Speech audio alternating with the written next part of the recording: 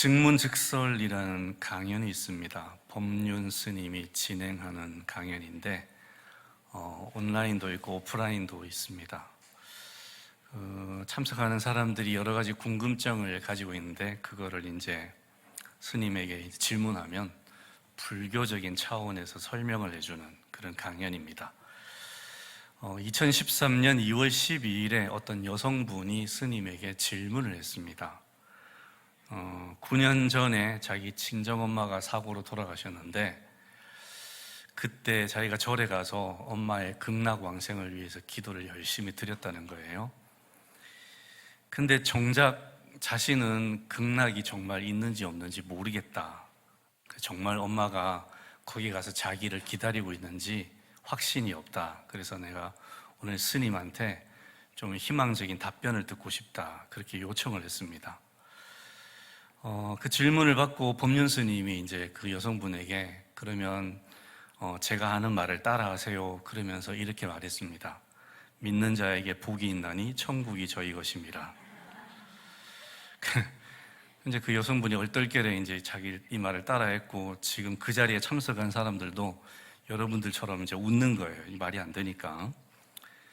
그래서 여성분이 약간 당혹스러운 표정으로 스님에게 이제 되묻습니다. 스님, 그거는 교회에서 목사님들이 하는 말이잖아요. 저는 절에서 하는 스님 말을 듣고 싶습니다. 그랬더니 법륜 스님이 또 이렇게 대답합니다. 자매님, 제가 스님이죠. 제가 하는 말이 바로 스님이 하는 말입니다. 그러니까 그냥 그런 줄 알고 믿으세요. 그랬다는 거예요. 법륜 스님이 인용한 성경 구절은 마태복음 5장 3절입니다. 정확한 문장은 여러분 아시는 대로 무엇이 가난한 자는 심령이 가난한 자는 복이 있나니 천국이 그들의 것이며, 이 문장이죠. 근데 스님이 왜 이 성경 구절을 인용했을까? 원래 불교에는 사후세계에 대한 교리가 없습니다.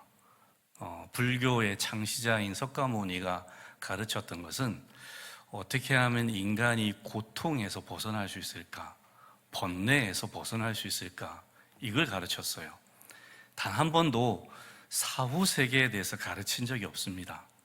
그러니까 극락왕생이라는 이 교리는 이제 후대에 석가모니 추종자들이 만들어낸 교리죠. 사실은 힌두교의 그 윤회 사상을 약간 접목시킨 그런 교리지 원래 불교에 있었던 교리가 아니에요. 그러니까 법륜 스님 정도면 이 사실을 알죠. 원래 불교에는 사후세계에 대한 교리가 없다는 걸. 그래서 자기 자신도 사후세계에 대한 확신이 없는 거예요. 그렇다 보니까 이제 할 수 없이 성경을 인용한 거죠. 왜냐하면 그 불교는 다른 종교에 대해서 배타적이지 않습니다. 모든 종교가 다 진리를 가지고 있고 각자가 진리의 정상에 오르는 길들이 다르다. 근데 모두 다 그 정상에서 만난다.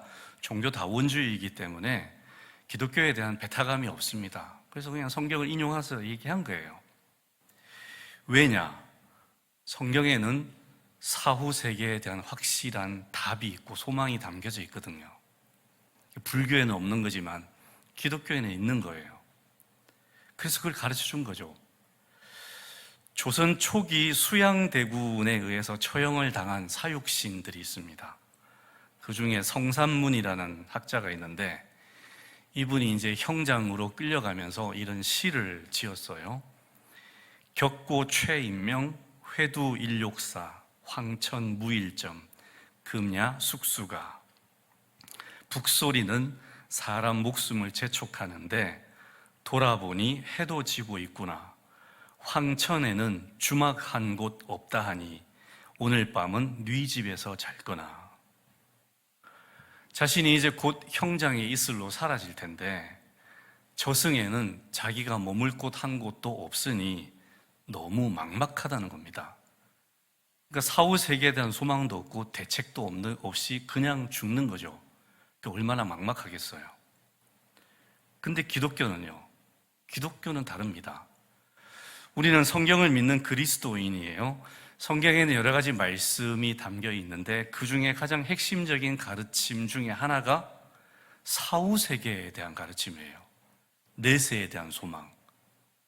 보다 구체적으로 말씀드리면 부활. 사람은 죽음으로 끝나는 것이 아니라 반드시 다시 살아난다. 그리고 내세에 하나님의 나라가 세워질 거다. 거기에 대한 소망이 성경에 기록되어 있습니다. 저와 여러분이 그리스도인이라면 모름지기 이 내세의 소망에 대한 확신을 가지고 있어야 되는 거예요. 왜냐하면 이게 불신 세상 사람들과 결정적으로 차이 나는 유일한 차이점이에요. 내세의 소망을 가지고 내세를 바라보고 살아가는 것. 이게 예수 믿지 않는 사람들과 차이점이잖아요. 우리가 이 소망을 품지 않고 이 소망에 대한 확신이 없으면 우리는 세상 사람들과 별반 다를 게 없는 거예요. 여전히 죽음을 두려워하고 죽지 않으려고 전전긍긍하고 죽음에 짓눌려 살아가는 거죠. 오늘 본문은 베드로 사도가 로마 제국 곳곳에 흩어져 사는 성도들에게 보낸 편지입니다. 그 성도들에게 편지 보내면서 3절 서두에서 이렇게 말합니다. 우리 주 예수 그리스도의 아버지 하나님을 찬송하리로다. 찬송을 해요. 자, 그런데 이 편지를 쓰고 있는 베드로 사도 자신이나 이 편지를 받아볼 그 성도들이나 찬송할 상황이 아니었어요. 굉장히 어려운 상황이었습니다. 전해 내려오는 전승에 따르면 베드로 사도가 이 편지를 쓰고 난 뒤에 1년 반 후에 십자가에 거꾸로 매달려 순교를 당해요. 지금도 약간 핍박 속에 있는 굉장히 위급한 상황에 있었고, 이 편지를 받는 성도들도 혹독한 박해를 받고 있었어요. 눈물겨운 나날들을 보내고 있습니다. 그런데 뭐라고 고백합니까? 하나님을 찬송한다 그래요. 찬송할 만한 현실적인 상황이 아니거든요. 근데 찬송한다 그래요. 성 어거스틴이 찬송에 대해서 이런 정의를 내렸습니다. 찬송은 하나님을 찬양하는 노래이다. 만일 하나님이 없이 다른 무엇을 찬양한다면 그것은 찬송이라 말할 수 없다. 찬송은 누구를 찬양하는 거라고요? 하나님을 찬양한다. 그러면 찬송하려면 누구를 바라봐야 될까요? 하나님을 바라봐야 되는 거예요. 하나님을 바라봐야 찬송이 나와요.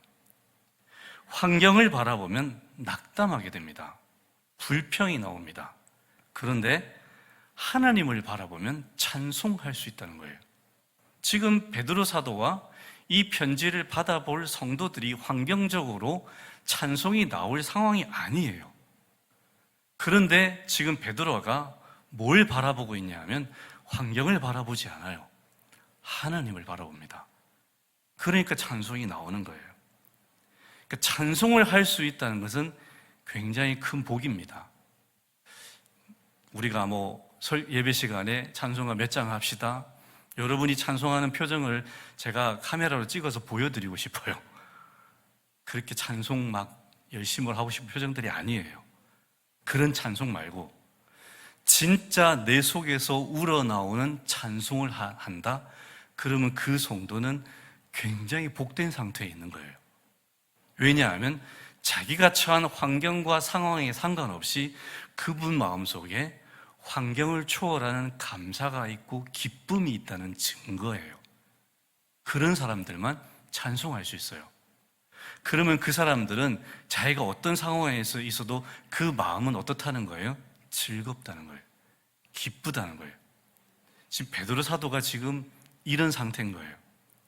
현실의 상황은 전혀 기쁨이 있을 만한 상황이 아닌데 그 현실의 상황을 초월할 수 있는 감사와 기쁨이 자기 속에 있어서 찬송을 하는 거예요. 그러면 베드로 사도의 심령은 지금 행복한 거예요. 얼마나 복된 상황입니까? 그러면서 3절에서 자기가 찬송하는 구체적인 이유를 밝힙니다. 그 이유가 뭐냐? 하나님께서 자기를 비롯한 많은 성도들에게 산 소망을 주셨다 그래요. 이 산 소망 때문에 자기가 지금 현실과 상관없이 찬송하고 있다 그럽니다. 그러니까 찬송할 수 있는 원동력이 어디서 나왔냐 하면 하나님이 주신 산 소망, 그것 때문에 찬송한다는 거예요. 자, 그러면 우리 그리스도인들이 현실과 상관없이 하나님을 찬송할 수 있다는 것은 어떤 의미냐 하면 그 사람 마음속에 하나님이 주신 산소망이 있다는 거예요. 그 산소망이 있는 사람만 찬송할 수 있어요. 기독교 철학자 키에르케고르가 그런 말을 했습니다. 절망은 죽음에 이르는 병이다. 절망은 죽음에 이르는 병이다. 그러니까 절망하고 있는 사람은 죽은 사람이나 마찬가지예요. 살아있지만 죽은 사람이나 마찬가지예요. 오늘 여러분 가운데 혹시 절망에 휩싸여 계신 분들이 있다면 그분은 그냥 몸만 살아있는 거예요. 죽어 있는 상태와 마찬가지예요.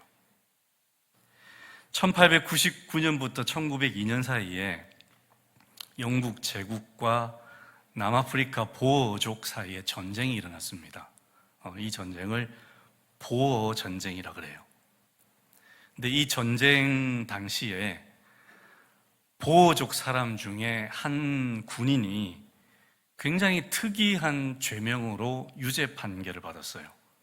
그 죄명이 뭐냐면 낙담시키는 자라는 죄명이에요. 듣도 보도 못한 죄명이죠. 낙담시키는 자.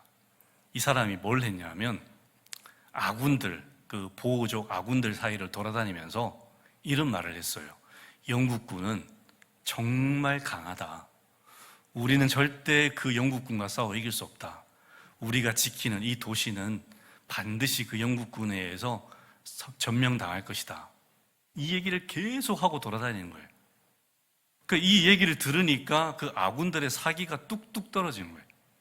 희망이 사라지고 전의를 상실해버렸어요. 굉장히 무기력해졌어요.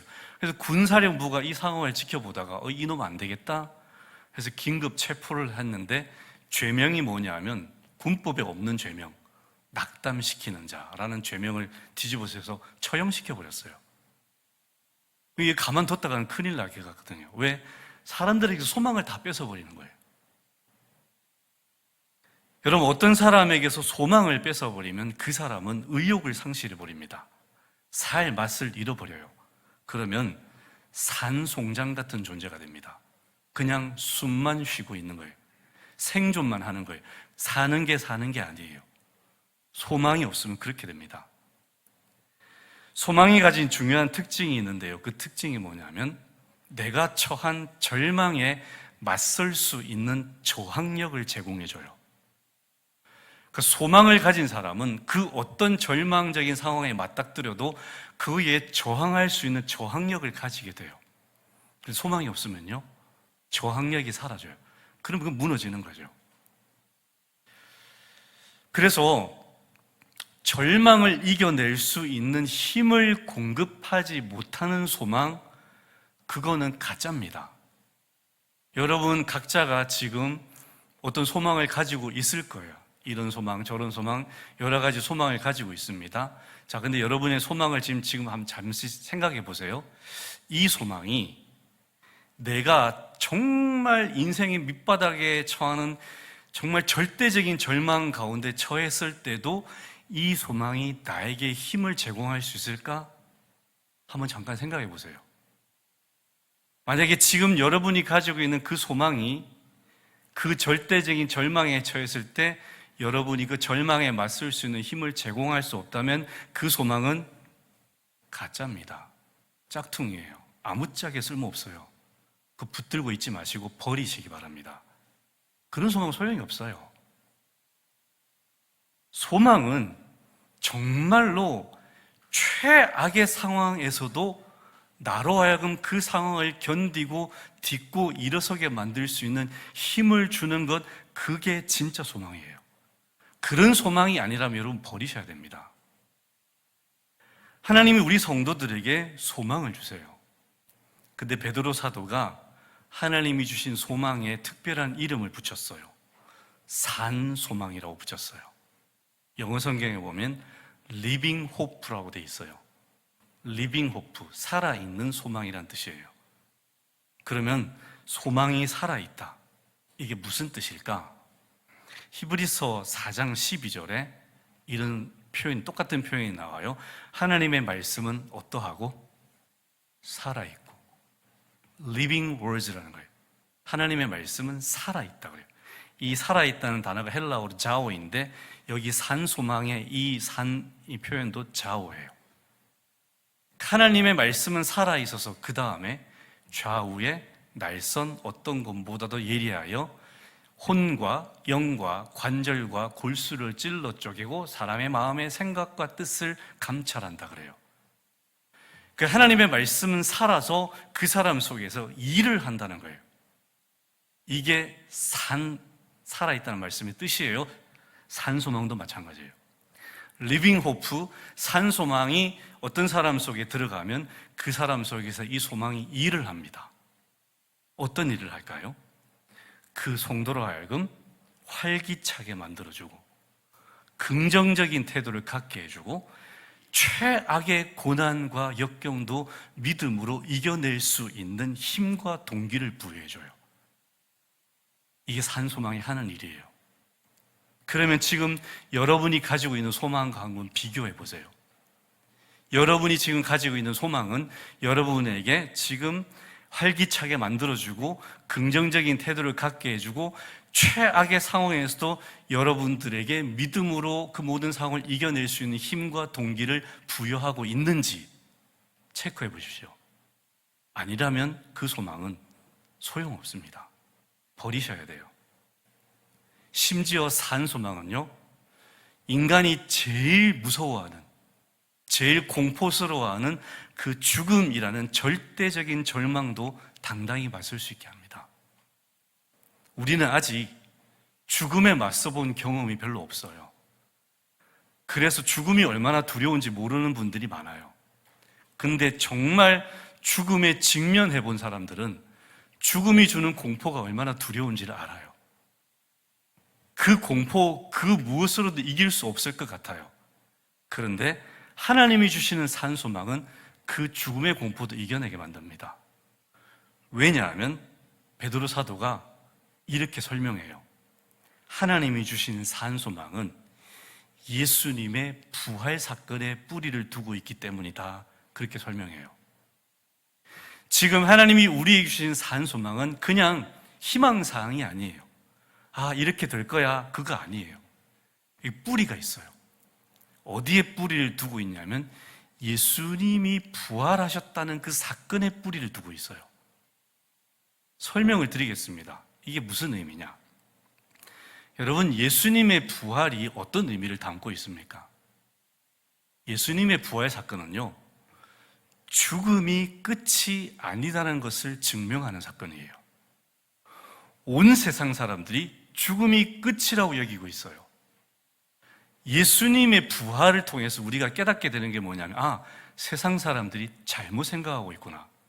죽음은 끝이 아니구나. 우리가 그 부활 사건을 통해서 그걸 깨닫게 되는 거예요. 죽음이 끝이 아니면 그 다음에 뭐가 있을까? 예수님이 부활하시기 전에 계속해서 하셨던 말씀이 있어요.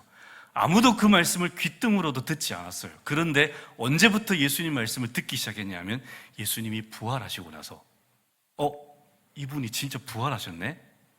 그러면 그 전에 했던 이분의 말씀이 진짜 사실이네? 그때부터 예수님의 말씀에 귀를 기울이기 시작했어요. 근데 그때 예수님이 하셨던 말씀이 뭡니까? 죽음 뒤에 천국과 지옥이 있고 영생 부활이 있고 하나님의 나라가 있다. 계속 얘기하셨잖아요. 아무도 그 말을 안 믿었어요. 언제 믿기 시작했냐면 이분이 죽음을 이기고 부활했을 때, 그때 제자들도 비로소 그때부터 예수님 말씀에 귀를 기울이기 시작했어요. 아, 그럼 이분이 여태까지 했던 말씀이 진짜구나. 그럼 믿기 시작한 거예요. 여러분, 우리도 예수님의 부활을 믿어요. 그러면 우리가 뭘 믿어야 되냐면 예수님이 죽기 직전에 하셨던 모든 말씀이 진리구나라는 것을 이제 믿어야 되는 거예요. 아, 이분이 이런 얘기를 했는데 이게 허튼 소리가 아니었구나. 뭘 통해서 확신하는 거예요? 예수님의 부활을 보고, 아, 이분이 했던 얘기 진짜 진리구나. 이거 귀담아 들어야 되는구나. 무슨 얘기를 하셨어요? 천국, 지옥, 부활, 영생, 하나님의 나라. 계속 얘기하시잖아요. 그러니까 예수님의 부활 사건은 죽음이 끝이 아니고 우리가 약속받은 그 영생 그리고 하나님의 나라의 보증수표와 같은 거예요. 그래서 예수님의 부활을 우리가 믿게 됨으로써 그때부터 생각과 가치관이 바뀝니다. 어떻게 바뀌냐? 이 내가 눈으로 보고 있는 이 현세가 전부가 아니구나. 이거는 유한한 세상이구나. 이거는 언젠가는 다 썩어 없어지고 불에 타 없어지겠구나. 그러면 이 현세에는 진정한 가치를 지닌 것이 아무것도 없구나 라는 것을 깨닫게 됩니다. 그러면 진정한 가치를 지닌 게 뭘까? 영원히 존재하는 게 뭘까? 예수님이 하신 말씀대로 죽음 다음에 내세에서 내가 받아 누릴 것들이 영원한 가치가 있고 영원히 존재하는 것들이구나. 우리는 저것을 소망하며 살아야 되는구나.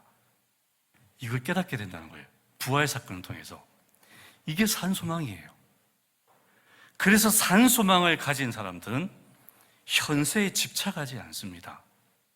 여기가 전부인 것처럼 살지 않아요. 어떻게 삽니까? 다 어떻게 하리라? 지나가리라. 그러고 사는 거예요.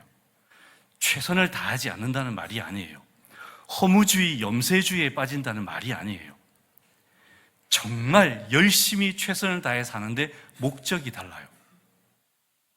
세상 사람들이 열심히 최선을 다해 살아가는 목적이 뭡니까? 현세의 것을 가지려는 거잖아요. 왜? 이게 전부인 줄 아니까. 이걸 누리는 거잖아요. 그게 이 사람들의 인생 목적이에요. 그런데 예수님의 부활을 믿고 가치관이 바뀐 사람들은 이게 다가 아니고 전부가 아니고 진정한 가치를 품고 있는 것이 아니라는 것을 알게 된다는 거예요. 그럼 여기 집착 안 하죠. 연연하지 않아요. 지나가요. 나그네 영성. 그리고 지나가고 바라보는 대상이 달라져요. 현세의 것이 아니라 죽음 뒤에 내세의 것을 바라보게 된다는 거예요. 이게 산소망을 품는 사람의 특징이에요. 그래서 내가 품고 있던 현세에 대한 모든 소망이 기대가 다 사라져도 절대 절망하지 않아요. 왜냐? 애시당초 여기 것을 소망으로 삼지 않기 때문에. 지금 여러분의 소망의 대상은 뭡니까? 땅의 것입니까? 성공, 출세, 입신양명, 승진, 사업 성공, 직장에서 뭐 잘 되는 거, 좋은 아파트에 사는 거, 여러분이 가지고 있는 다 그 모든 소망들이 땅의 것이라면 땅의 것을 내가 다 잃어버리는 순간 내 소망도 어떻게 됩니까? 물거품이 되는 거예요. 그러니 절망하잖아요. 근데 성도는 아니라니까요. 애초에 이걸 소망 삼지 않아요. 이걸 다 잃어버려도 절망할 필요가 없는 게 이게 소망이 아니었으니까. 소망은 여기 있으니까. 내 소망은 여전히 건재한 거예요. 그래서 오늘 제가 설교 제목을 불멸의 소망이라고 그랬잖아요. 그리스도인이 가진 소망은 세상 것이 다 사라져도 건재해요. 왜? 여기 것을 애초에 소망으로 삼지 않았기 때문에. 죽음 다음의 것을 소망으로 삼고 있었기 때문에. 이거 다 없어져도 나는 저기 것을 가지면 돼. 이건 나한테 별로 상관없어. 이런 태도로 살아가는 거예요. 그러니까 절대 절망 앞에서도 절망하지 않는, 여전히 소망을 품고 씩씩하게, 담대하게, 평안하게 살아갈 수 있는 유일한 존재가 그리스도인이에요.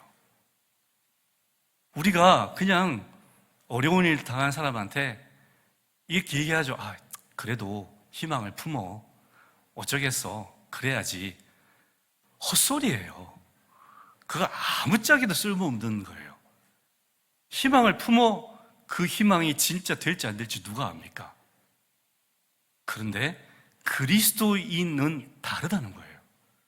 우리가 품는 희망, 우리가 품는 소망은 진짜예요. 이거 정말 이루어지는 거예요. 그래서 우리가 서로에게 소망을 품으시오라고 담대하게 얘기할 수 있는 거예요. 이건 빈말이 아니에요. 그냥 위로하는 차원의 말이 아니고 이 소망은 진짜이기 때문에. 그래서 우리는 확신을 가지고 서로에게 소망을 품자고 얘기하고 있는 거예요. 그리스도인의 소망은 그런 거예요. 완전히 다른 겁니다. 저와 여러분이 이 소망을 지금 우리가 품고 있다는 걸 잊지 마시기 바랍니다. 이 소망이 여러분 속에 주어진 거예요. 이 소망을 가진 사람들은 어떤 위기도 감당합니다. 프랑스의 위대한 철학자이자 과학자인 블레즈 파스칼이라는 사람이 있습니다. 이분이 어느 날 마차를 타고 가다가 다리에서 다리 난간이 부러져서 마차가 추락했어요. 근데 극적으로 살아났습니다. 그냥 살아난 게 아니고 그 추락하는 순간에 하나님이 이분을 만나 주셨어요. 그래서 파스칼이 그 순간에 살아계신 하나님을 인격적으로 체험하게 됩니다. 자, 이 체험을 하고 난 다음에 굉장히 유명한 고백을 남겼어요. 그 고백이 이렇습니다. 결코 침몰하지 않는다는 보장만 있다면 항해 중에 폭풍우를 만나는 것도 즐거운 경험이 될 수 있다. 파스칼은 그때 그 위기 순간에 예수님을 만난 다음에 예수님 안에 있는 자기 인생은 절대 침몰하지 않는다는 소망을 가지게 되었어요. 심지어 죽음도 자기 인생을 침몰시키지 않는다는 확신을 품게 되었어요. 죽음 다음에 어디로 갑니까? 여러분 죽으신 다음에 어디 가세요? 천국 가시잖아요. 세상 사람들은 죽음을 침몰이라고 생각해요. 그러나 예수 믿는 사람들은 아닙니다. 예수 믿는 사람들에게 침몰은 없어요. 어떤 환경을 만나도 우리 인생은 침몰되지 않습니다. 믿으시기 바랍니다. 이게 약속이에요. 여러분이 직장을 잃어버려도, 사업에 실패해도, 질병에 걸려도, 심지어 죽어도 여러분의 인생은 절대 침몰하지 않습니다. 하나님이 우리에게 주신 약속이에요.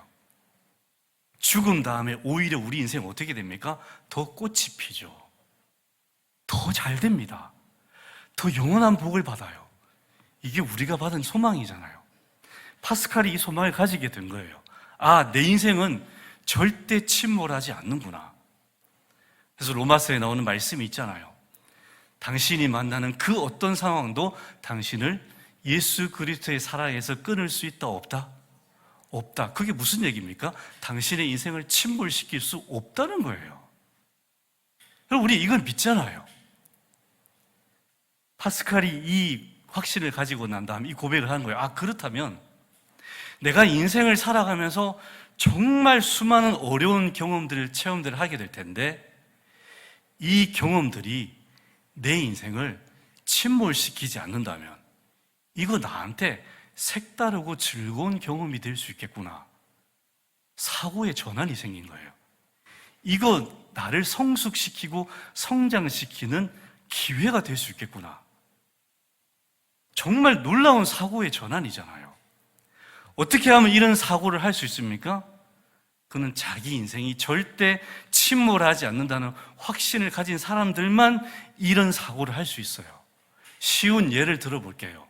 여러분 놀이동산에 가면 롤러코스터가 있잖아요. 저기 에버랜드에 가면 T-익스프레스라는 롤러코스터가 있는데 진짜 무서워요. 머리카락이 쭈뼛쭈뼛 서요. 공포가 말도 못해요. 90도로 떨어지는, 거의 막 이렇게 올라가요. 올라갈 때 발발발발 떨어요. 언제 떨어질까, 언제 떨어질까. 다들 막 떨어지잖아요. 근데 다 타고 나면 어떻게 돼요? 한 번 더 타고 싶잖아요. 왜요? 그 극한의 공포가 자기 인생을 망치지 않는다는 걸 알기 때문에. 그 극한의 공포가 즐거운 경험이 되는 거예요.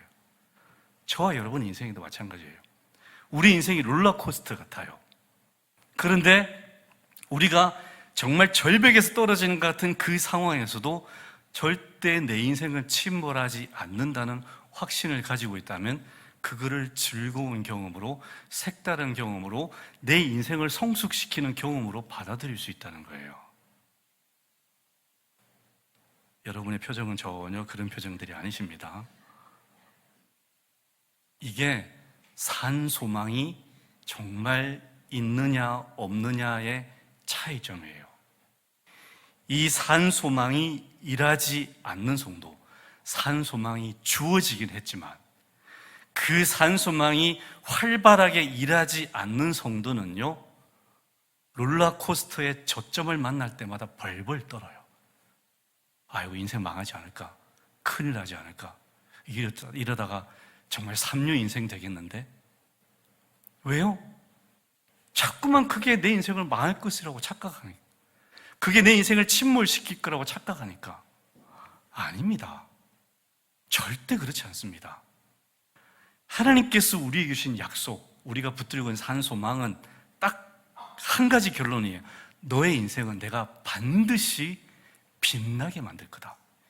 영원토록 빛나게 만들고 영원토록 찬란하게 만들고 영원토록 멋있게 만들 거다. 여러분이 이미 그 약속을 다 받으신 줄 믿습니다. 이 약속을 받고 있다면, 이 약속을 진짜 믿는다면 우리는 그 어떤 상황 속에서도 파스칼처럼 생각할 수 있습니다. 아, 절대 침몰하지 않는구나. 그러면 하나님이 이런 경험을 나에게 하게 하신 것은 하나님이 약속하신 대로 나를 연단시키고 성숙시키고 합력하여 선이 되게 하시려고 이런 경험을 하게 하시는구나 라고 해석할 수 있다는 거예요. 그게 산소망을 가진 사람의 태도입니다. 이런 힘을 가지고 있어요. 여러분, 이런 고백을 한 대표적인 사람이 있잖아요. 구약 성경에 누가 있을까요? 극한의 고통에 사로잡혔던 사람, 욥 아시잖아요. 한순간에 전 재산 다 날아가고 자기 10자녀 한꺼번에 집에서 압사돼서 죽고 자기 몸에 질병 걸려서 기왓장으로 벅벅 끓고 있어요. 피고름 질질 나고. 그리고 자기 부인은요, 욕하고 떠나가잖아요. 그러니까 정말 인생에 하나도 남는 것 없이 밑바닥에 떨어졌어요. 이렇게 처참할 수 없을 만큼 처참하게. 그래서 욥의 친구들이 와서 보고 3일 동안 한마디도 못했자 그러잖아요. 뭔 위로를 할 수가 없는 거예요. 너무 처참해졌으니까.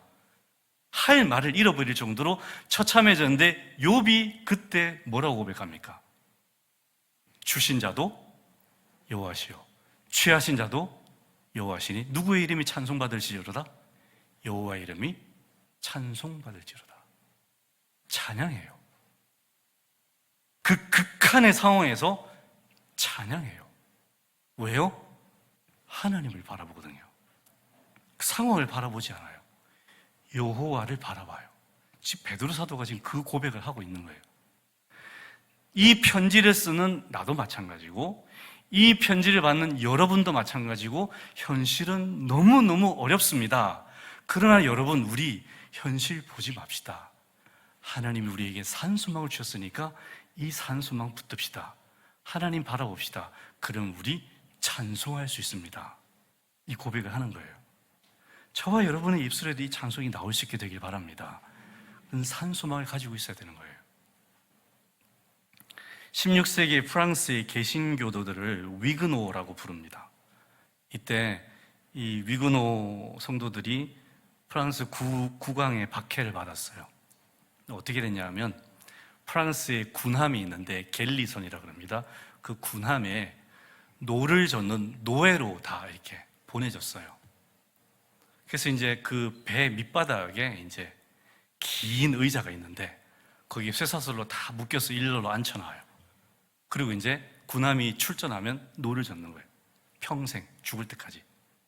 그러다 출전했는데 상대방 군함의 포에 맞아서 배가 침몰하면 어떻게 될까요? 같이 죽는 거예요. 그 이분들의 인생에 무슨 희망이 있겠어요? 얼마나 암울해졌습니까? 예수 잘 믿는다는 이유로 이런 상황을 만난 거예요. 정말 처참한 상황이 되어버렸어요. 그런데 그 위그노 박물관이 있는데 그 박물관에 이분들이 노를 저었던 갤리선 모형이 있어요. 그 모형 밑에 이분들이 평소에 했던 말이 적혀 있습니다. 이런 고백을 했대요. 나를 맨 사슬은 그리스도의 사랑의 사슬이다. 자기가 지금 쇠사슬에 매어서 평생 노만 졌다가 죽을 운명이지만 자기들은 지금 쇠사슬에 매인 게 아니라는 거예요. 누구의 사슬에 매였다? 그리스도의 사랑의 사슬에 매여있다. 생각을 바꿔요. 우리는 지금도 여전히 그리스도의 사랑 안에 있기 때문에 이 인생이 사람들이 보기엔 처참하고 비참할지 모르지만 우리의 인생 안에는 여전히 그리스도의 사랑이 풍성하고 우리는 여전히 소망을 품고 살아가고 있다. 그러므로 이 인생도 하나님 보시기에 아름다운 인생, 가치 있는 인생이다 라고 표현하는 거예요. 여러분 같으면 이런 고백하시겠습니까? 인생이 정말 처참해져가지고 제가 그런 예를 생각해 봤어요. 여러분, 어느 날 저기 염전에 새우잡이로 뭐 끌려가든지 잡혀가가지고 지도새도 모르게 평생 거기서 소금이나 이렇게 하고 그러고 일생을 마쳐야 된다고 한번 생각해 봅시다. 여러분, 이런 고백하실 수 있겠어요? 그래도 나는 그리스도의 사랑 안에 있어.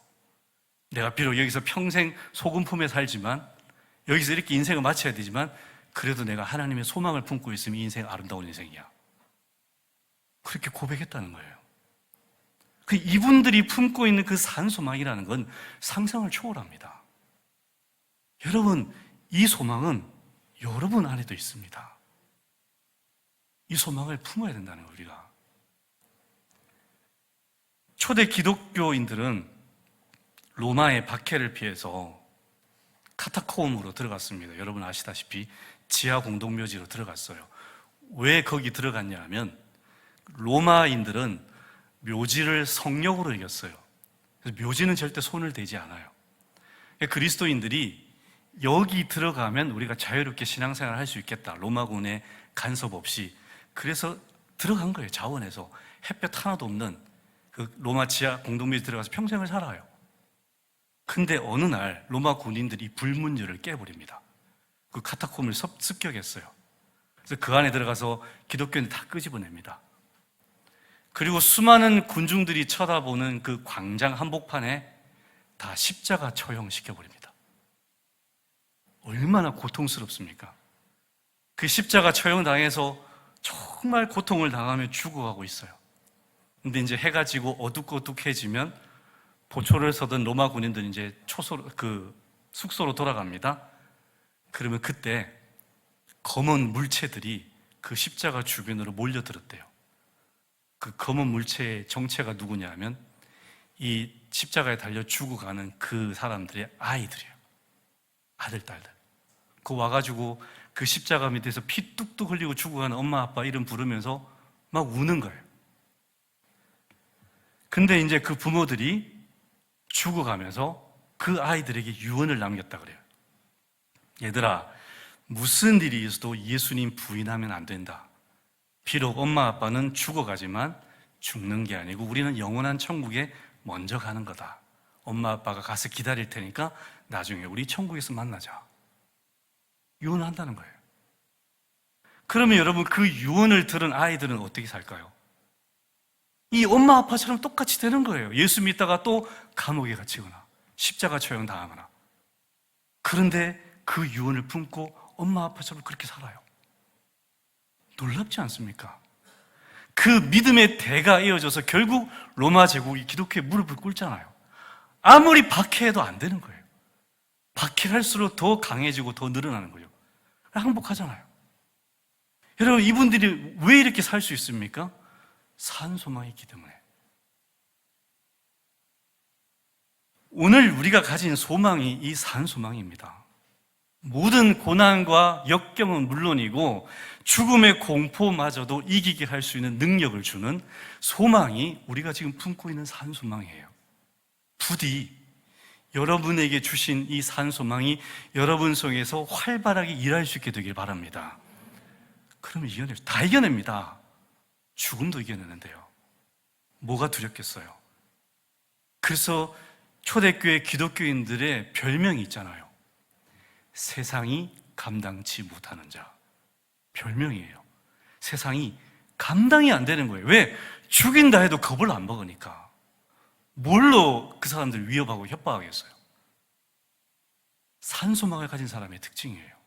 세상이 감당치 못하는 자. 만일 우리가 이 산소망을 제쳐두고 썩어 없어질 세상 것을 바라는 그 소망을 품고 있다면 그것들이 다 사라질 때 여러분 소망도 물거품이 되어 사라지게 될 겁니다. 절망하게 될 거예요.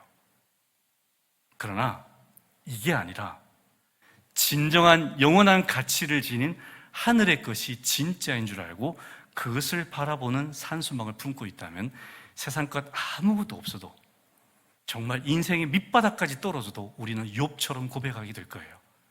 여호와여, 주신 자도 여호와시고 취하신 자도 여호와시니 여호와께서 찬송받으실지로다. 저는 어떤 상황에 처해도 하나님을 찬송할 겁니다. 왜? 하나님이 저에게 주신 진짜 소망이 있으니까. 애당초 저는 이것을 소망으로 품지도 않았으니 저는 이것에 연연하지도 않습니다. 이 고백을 할 수 있는 성도, 이런 성도가 참 소망을 가진 사람 성도예요. 이 소망은 우리의 어두운 인생에 길을 비추는 등불과 같고 거친 파도 속에서 우리 인생의 배를 붙잡고 있는 견고한 닷과 같습니다. 닷이 바닥에 내려지면요, 어떤 폭풍이 휘몰아쳐도 배가 떠내려가지 않습니다. 히브리서에 그런 말씀이 있어요. 우리가 가진 소망의 닷이 지성소에 내려져 있다 그래요. 그래서 그 지성소에 계신 우리의 영원한 대제사장이신 예수님께서 그 소망의 닷을 붙들고 있다 그래요. 우리의 영혼이 그 소망의 닷과 연결되어 있는데 그 소망의 닷이 지성소에 내려져 있고 예수님이 붙잡고 있어요. 그럼 우리 인생에 어떤 폭풍이 휘몰아쳐도 우리는 떠내려가지 않습니다. 그분이 붙들고 있기 때문에. 저와 여러분이 이런 소망을 가지고 있는 줄 믿습니다. 이 소망이 일하셔야 됩니다. 활발히 일하셔야 됩니다. 그래서 이걸 위해서 기도하셔야 됩니다. 하나님, 저에게 주신 이 산소망이 저 안에서도 정말 활발히 일을 해서 제가 처한 현실, 제가 앞으로 처할 모든 어려움, 심지어 죽음마저도 다 넉넉히 이겨낼 수 있는, 세상이 감당치 못하는 그런 담대한 성도가 되게 없어서 저로 하여금 그렇게 살게 하셔서 정말 불안과 두려움에 벌벌 떨고 있는 세상 사람들에게 그리스도인이 어떤 존재인지를 보여주게 없어서 그렇게 기도하고 나아가는 산소망의 증인이 되는 저와 여러분이 될 수 있기를 주님의 이름으로 축원합니다. 하나님, 저희들을 불쌍히 해주시고 저희들의 믿음 없음을 불쌍히 해주시고 저희들의 소망의 연약함을 불쌍히 해주시옵소서. 주님, 우리에게 부활을 통해서 주신 산소망, 저희들이 이 산소망을 끝까지 품게 하여 주시고 이 산소망이 우리로 하여금 담대하게 하여서 세상 그 어떤 것도 다 이겨내는, 세상이 감당치 못하는 주의 백성으로 세워지는 놀라운 은혜를 누리는 저희들이 다 되게 하여 주시옵소서. 예수 그리스도 이름으로 기도드립니다. 아멘.